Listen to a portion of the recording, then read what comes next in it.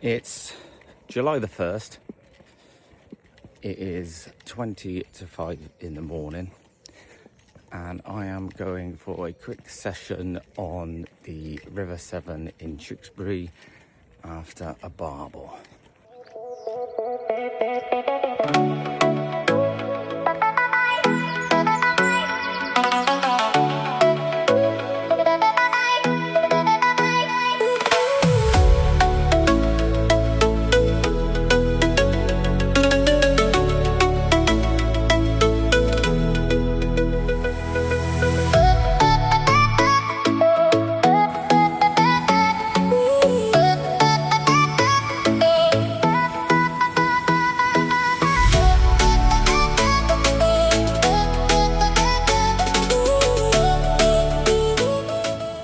The weather's dropped off a bit since last week.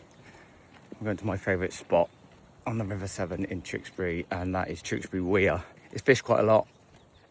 There's matches on. I'm going to fish the weir pool because it's early morning, and you tend, like most fish, you tend to find that barbel eat well through the dark. And first light and last light, we've had a little bit of rain. That might have a positive impact on today's fishing. And I've got to walk now all the way over there through the mist. So I'll get onto the bank and we'll go through what I'm going to do on this short session this morning. Beautiful Tewkesbury Abbey in the background. The most beautiful building in the world. Look at that. And thank you, Henry VIII. We're keeping that. Thank you very much. You've had Javi. And when you get about 2/3 across the way here, you can start hearing the water falling over the weir. I've been fishing here since I was about 4 years old, and that is a sound I will never get bored of. The excitement always kicks in. I'm excited, I'm ready to go. I'm going to show you my approach to it now. Just coming over the brow of the hill. And look at that. What a sight. Is there a better part?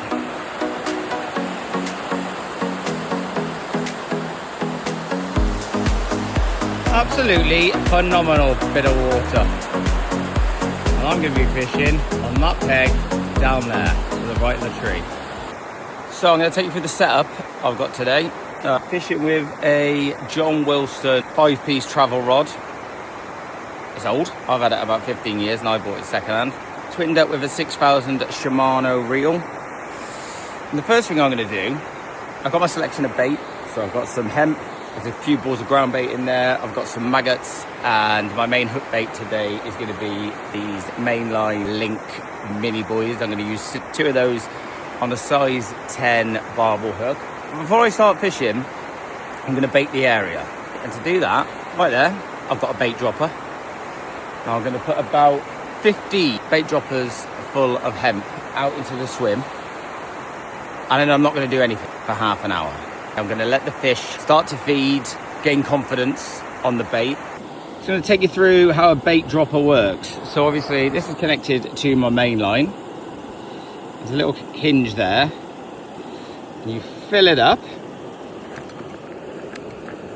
Fill it up with your hemp or any of your loose feed that you want to use.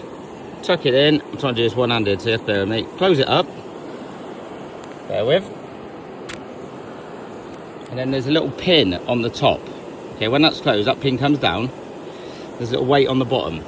And when this hits the water, that pushes down, which opens that door, the bait will fall out on the bottom, okay?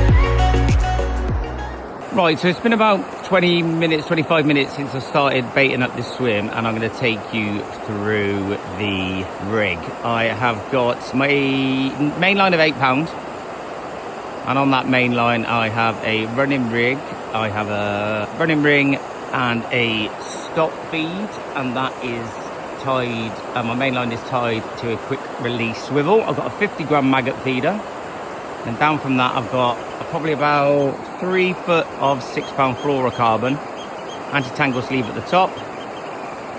And that comes down to a size 8 barbel hook with 2 mini boilies on the hair rig. I've only got a short session today, and it's very tempting just to cast this rod straight in. But like I said before, I want to get these fish feeding, I want to get them confident. I don't want to just pull one fish out of this swim today, if possible. I don't want to spook them away. I don't want to cast out, they're all there, I hook one and then they all disappear. I want to get them feeding. I want to get them competing, confidence. So I'm going to give it another 10 minutes, and we'll give it a go. I'm having subtle little knocks on my tip, okay? Now I'm guessing that's small fish that can't get the hook bait in their mouth. The smaller fish nudging at my feeder. There's definitely fish in this swim. Not the ones we want, I don't think. Not yet anyway. Well, not the target species we were after, but a little chub. Let's see if we can get his big brother or sister. Bye! Certainly not the biggest fish in the world.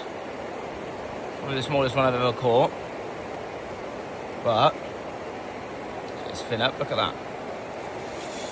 A lovely, tiny little River Severn barbel. Let's see. £1.5, £2 maybe. Beautiful fish. Let's get him back and get a bigger one.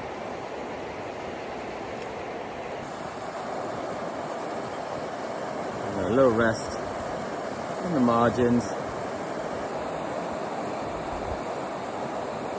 Still eating. Keen.